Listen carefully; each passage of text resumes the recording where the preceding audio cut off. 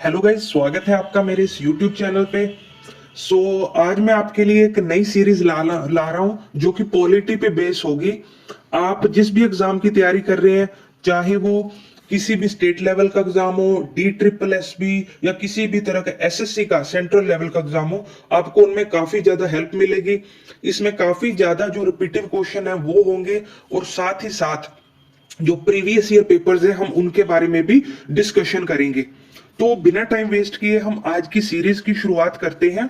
तो आज का हमारा जो पहला क्वेश्चन है, ये सारे क्वेश्चन मैंने इंग्लिश में लाया हूं, और साथ में मैं आपको हिंदी में भी इसकी ट्रांसलेट करके बताऊंगा। तो शुरू करते हैं आज की सीरीज। आज का अपना पहला क्वेश्चन है, which part of the Indian constitution contains the provision of union territories. तो आप सभी जानते हो अपने जो कॉन्स्टिट्यूशन है उसको कई पार्ट्स में बांटा गया है। अब कितने पार्ट्स है वो हम आगे क्वेश्चंस में करेंगे, बट उनमें से एक ऐसा पार्ट है जिसमें अपनी जो यूनियन टेरिटरीज है, आप सभी जानते ही हो अपनी यूनियन टेरिटरीज के बारे में। फॉर एग्जांपल अपने पास दिल्ली है, अपने पास पौंडीचेरी है, ये सारी यूनियन टेरिटरीज है। चंडीगढ़ भी उनमें से एक है। तो इसमें से उन्होंने कहा है कि ऐसी कौन सी प्रोविजन है, कौन सा पार्ट है जिसमें यूनियन टेरिटरीज को रखा गया है।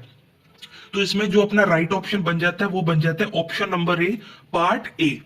आई होप आपको अच्छे तरीके से समझ आ गया होगा। अब हम नेक्स्ट क्वेश्चन की ओर चलते हैं।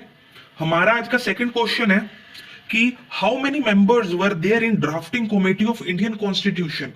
अब आप सभी जानती हो कि हमारा जब संविधान बना था, हमारा देश आजाद होने ही वाला था जब अंग्रेजों ने कहा कि आप पहले अपना संविधान बनाइए, उसके बाद ही आप पूरी तरीके से इंडिपेंडेंट हो पाएंगे। तो उसके बाद जो कॉन्स्टिट्यूशन असेंबली असाइन की गई थी, और उसके बाद में जो अपनी ड्राफ्टिंग कमेटी थी उसके मेंबर्स पूछे गए हैं। ये काफी ज्यादा प्रीवियस ईयर में पूछे जाने वाला क्वेश्चन है। तो इसमें अपना राइट आंसर आ जाएगा ऑप्शन नंबर बी, 7 लोग थे टोटल ड्राफ्टिंग कमेटी में। नेक्स्ट क्वेश्चन पे चलते हैं।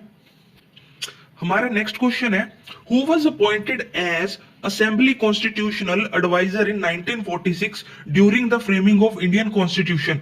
तो उन्होंने कहा है जी 1946 जब अपना संविधान बनना शुरू हुआ था, तब जो इसकी फ्रेमिंग थी उसके लिए किस बंदे को कॉन्स्टिट्यूशनल एडवाइजर बनाया गया था। तो इसमें जो अपना राइट ऑप्शन है वो आ जाएगा जी B.N. राव। B.N. राव। आप इस वीडियो को दोबारा भी रिपीट कर सकते हैं रिवीजन के लिए, और आप इसे कॉपी पे नोट डाउन भी कर सकते हैं। और हमारा चैनल है टेलीग्राम पे स्टडी स्टैक के नाम से, वहां पे जाके आप इसका PDF भी आसानी से डाउनलोड कर सकते हैं। नेक्स्ट क्वेश्चन पे चलते हैं। हमारा नेक्स्ट क्वेश्चन है, the idea of residual power. The idea of residual power in Indian Constitution has been taken from the Constitution of। तो आप सभी जानते हो हमारा जो कॉन्स्टिट्यूशन है वो काफी सारे देशों के कॉन्स्टिट्यूशंस के मेल से बना है। काफी ज्यादा हमारा जो कॉन्स्टिट्यूशन है वो दूसरे देशों के कॉन्स्टिट्यूशन से प्रभावित है। तो हमारी जो रेजिडुअल पावर है वो किस देश के कॉन्स्टिट्यूशन से ली गई है, ये पूछा जा रहा है। तो जो हमारी रेजिडुअल पावर है वो कनाडा के कॉन्स्टिट्यूशन से ली गई है, आप याद रख सकते हैं। नेक्स्ट क्वेश्चन पे चलते हैं। नेक्स्ट क्वेश्चन है आज का हमारा, which part of the Indian constitution consist of article on elections. तो भाई आप सभी जानते हो कि हमारे देश में इलेक्शन होते हैं। अगर इलेक्शन होते हैं तो वो कॉन्स्टिट्यूशन में भी जरूर होने चाहिए। तो वो किस आर्टिकल में आते हैं, सॉरी वो किस पार्ट में आते हैं। इनके आर्टिकल तो मे बी 324 या 329 तक होते हैं, बट ये किस पार्ट में आते हैं। मैंने आपको पहले भी बताया कि हमारे कॉन्स्टिट्यूशन को काफी पार्ट्स में डिवाइड किया गया है। तो जो हमारे इलेक्शन वाला पार्ट है वो है पार्ट 15। आप इसे भी नोट डाउन कर सकते हैं। तो आई होप आपको अच्छे तरीके से समझ आ रहा होगा। नेक्स्ट चलते हैं हम हमारे क्वेश्चन पे। नेक्स्ट हमारा क्वेश्चन है, ईस्ट इंडिया कंपनी एक्ट 1984। तो ना ईस्ट इंडिया कंपनी जब आई थी तो उन्होंने काफी सारे एक्ट लाए। तो उनमें से एक एक्ट था 1984। ये काफी ज्यादा इंपॉर्टेंट एक्ट है, काफी ज्यादा पेपरों में पूछा जाता है। तो मेरे ख्याल से यहां पे कोई प्रॉब्लम है। यहां पे प्रॉब्लम ये है कि ये एक्ट होना चाहिए 1784 का। ये एक्ट 1784 का होना चाहिए था, ना कि 1984 का। 1984 में तो देश आजाद होके देश ने तरक्की भी कर ली थी। तो यहाँ पे एक छोटी सी मिस्टेक है।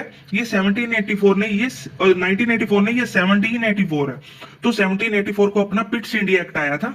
इसके अलावा अपना रेगुलेटिंग एक्ट ऑफ 1773 भी काफी इंपॉर्टेंट है, जिसमें इन्होंने क्या किया था, जो अपना बंगाल का गवर्नर था उन्हें गवर्नर जनरल बना दिया गया था, और साथ ही में उसे 4 मेंबर की एग्जीक्यूटिव काउंसिल दी गई थी, और साथ में ही कलकत्ता में सुप्रीम कोर्ट की एस्टेब्लिशमेंट की गई थी इस रेगुलेटिंग एक्ट में। इसके बाद अपना इंडियन काउंसिल एक्ट 1861, ये ज्यादा इंपॉर्टेंट नहीं है, और गवर्नमेंट ऑफ इंडिया एक्ट 1858। जब अपना 1857 का विद्रोह हुआ था तो अंग्रेजों ने इसे म्यूटिनी ऑफ सिपॉइज करार दिया था, और उसके बाद में ईस्ट इंडिया कंपनी का जो राज था वो खत्म हो गया था, और जो ब्रिटिश रूल है, ब्रिटिश गवर्नमेंट रूल, वो इंडिया में स्थापित हो गया था after the government act 1858। I hope आपको अच्छे तरीके से समझ आ रहा होगा। अब हम नेक्स्ट क्वेश्चन पे चलते हैं। आज के हम हर रोज इस सीरीज के 10-10 क्वेश्चन करा करेंगे, ताकि आपके ऊपर भी ज्यादा बर्डन ना हो, आप भी आसानी से धीरे धीरे करके, बिकॉज अपने एक क्वेश्चन से काफी सारे क्वेश्चंस निकल आते हैं। आप ये मत समझिए कि हम एक दिन में 10 क्वेश्चन कर रहे हैं, एक ही क्वेश्चन से काफी क्वेश्चन निकल आते हैं, जैसे हमने पिछले क्वेश्चन में किया। तो हम बिना टाइम वेस्ट किए आगे बढ़ते हैं। अगला हमारा क्वेश्चन है, in the Indian constitution petitions and bicameral system are influenced from. जैसा कि पिछले क्वेश्चन में भी मैंने आपको बताया, अपना कॉन्स्टिट्यूशन है वो काफी देशों के कॉन्स्टिट्यूशन से प्रभावित है। तो अपना जो बाइकैमरल सिस्टम है, बाइकैमरल यानी कि हम इसे डुअल भी कह सकते हैं, डुअल सिस्टम भी कह सकते हैं बाइकैमरल, या हमारी जो पिटिशंस होती हैं, हमारी जो पिटिशंस होती हैं, हम पिटिशंस को पीआईएल कहा जाता है। अगर हमने सुप्रीम कोर्ट में लगानी है तो हम आर्टिकल 32 यूज करते हैं, जो कि हमारा फंडामेंटल राइट है। अगर हमने किसी भी हाई कोर्ट में लगानी है तो हम आर्टिकल 226 यूज करते हैं। तो बेसिकली हमारा जो ये वाला क्वेश्चन है, इसका राइट आंसर हो जाएगा यूके। यूके यानी कि ब्रिटेन। इसको काफी नामों से जाना जाता है, हम इसे यूके भी कहते हैं, इंग्लैंड भी कहते हैं, ब्रिटेन भी कहते हैं। तो हम आगे चलते हैं। हमारा नेक्स्ट क्वेश्चन है आज का, the concept of single citizenship taken from. तो इसमें भी हमारा सीधा सीधा आंसर यूके ही आता है। जो हमारा यूके है वहीं पे सिंगल सिटीजनशिप का एक्ट चलता है, वो ही हमारे इंडिया में लागू किया गया है। अगर हम यूएसए की बात करें तो यहाँ पे डुअल सिटीजनशिप चलती है। डुअल सिटीजनशिप का मतलब है, अगर मैं इंडिया के बिहाफ से बात करूं, कि मान लीजिए हमारे पास अगर डुअल सिटीजनशिप होती, तो अगर आप किसी स्टेट में रह रहे हो, फॉर एग्जांपल आप महाराष्ट्र में रह रहे हो, तो पहले तो आपको महाराष्ट्र की सिटीजनशिप लेनी पड़ती, और उसके बाद आपको इंडिया की सिटीजनशिप लेनी पड़ती डुअल सिटीजनशिप में। बट अपने पास सिंगल सिटीजनशिप है, जो कि यूके से ली गई थी। तो नेक्स्ट चलते हैं हम। नेक्स्ट हमारा आज का क्वेश्चन है, what is the name of that document that lay down the basic rules and regulation for people and government in the country. तो जी सिंपल सी बात है, कोई ज्यादा मुश्किल दिमाग घुमाने वाला क्वेश्चन नहीं है। वो कह रहे हैं ऐसे डॉक्यूमेंट का नाम बताए जिसमें बेसिक रूल्स लिखे गए होते हैं किसी भी कंट्री को चलाने के लिए। तो क्या वो रूल बुक होती है, रेगुलेशन बुक होती है, कॉन्स्टिट्यूशन होती है, या डेमोक्रेटिक बुक होती है? तो जी सीधा सीधा आंसर हमारा होगा जी कॉन्स्टिट्यूशन। ये भी क्वेश्चन काफी पूछा गया है, इसलिए मैं इस सीरीज में इस क्वेश्चन को ऐड करके लाया हूं। नेक्स्ट हम बात करें आज के क्वेश्चन की, तो वो है जी, how many parts are there in Indian Constitution. आ गया जी क्वेश्चन। तो इसके रिलेटेड हम 2 क्वेश्चंस पहले कर चुके हैं। एक तो अपन यूनियन टेरिटरी वाला किया था जिसमें पार्ट 8 था, एक हमने इलेक्शन वाला किया था जिसमें अपना पार्ट 15 था।